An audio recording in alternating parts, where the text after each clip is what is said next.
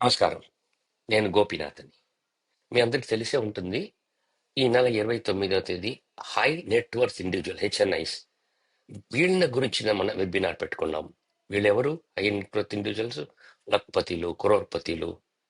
ఇప్పుడు వీళ్ళని అప్రోచ్ చేసి వీళ్ళతో బిజినెస్ చేయడం మనకు మంచిది. మనకు మంచి బిజినెస్. వాళ్ళకి కూడా మంచిదే. ఎందుకంటే మనలాంటి మంచి అడ్వైస్ దొరుకుతారు. కానీ ఈ మధ్యలో మనకు వాళ్ళ మధ్యలో పెద్ద గ్యాప్ ఉండిపోతుంది. ఒకటి వాళ్ళు అనుకోవచ్చు, మనకు బోల్డంత ఆస్తులు ఉన్నది, రియల్ ఎస్టేట్ ఉంది, అది ఉంది, ఇది ఉంది, మనకంతా ఎందుకు ప్లానింగ్లు ఇన్వెస్ట్మెంట్లు అని అనుకోవచ్చు.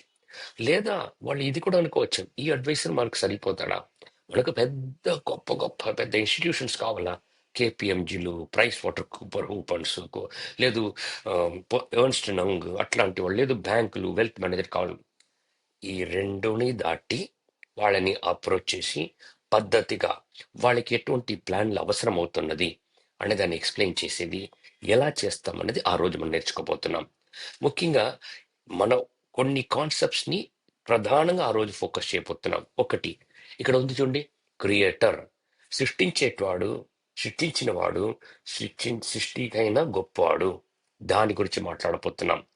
రెండోది, ఒక మనిషి రిటైర్ అయిన తర్వాత ఆయనకు చాలా భద్రంగా ఫీల్ అవ్వాలా, అంతేకాదు ప్రశాంతంగా ఉండాలా, దీనికి ఎటువంటి ప్లాన్లు అవసరం అవుతున్నది. మూడోది, వీళ్ళు ఎంతో ఆస్తులు సెట్ చేసుకున్నారు, రియల్ ఎస్టేట్లు, బిజినెస్ అసెట్స్, ఇన్సూరెన్స్ పాలసీలు, ఇదన్నీ సరైన చేతికి అందాలి కదా. అంతేకాదు, అందిన వాళ్ళకి ఇదన్నీ మాకు ఈక్విటబుల్ గా దొరికింది అనుకోవాలి కదా, లేదంటే వాళ్ళకి ఎక్కువ దొరికింది మాకు తక్కువ దొరికిందండి డిస్ప్యూట్లు కూడా రావచ్చు కదా.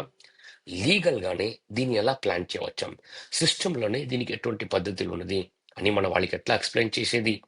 పోతే వీళ్ళకని బిజినెస్ ఉండవచ్చు, ఆ బిజినెస్ ని రెండో తరానికి ఎలా హ్యాండ్ ఓవర్ చేయాలా, స్మూత్ గా ఎలా ట్రాన్స్ఫర్ చేయాలా, దీనికి ఎటువంటి ప్లానింగ్స్ ఉండవాలా, ఇన్సూరెన్స్ ప్లాన్స్ దీనికి అవసరం అవుతుందా, లేదు ఫైనాన్షియల్ ప్లాన్స్ దీనికి అవసరం అవుతుందా, ఏది ఆ రోజు చూడకపోతున్నాం.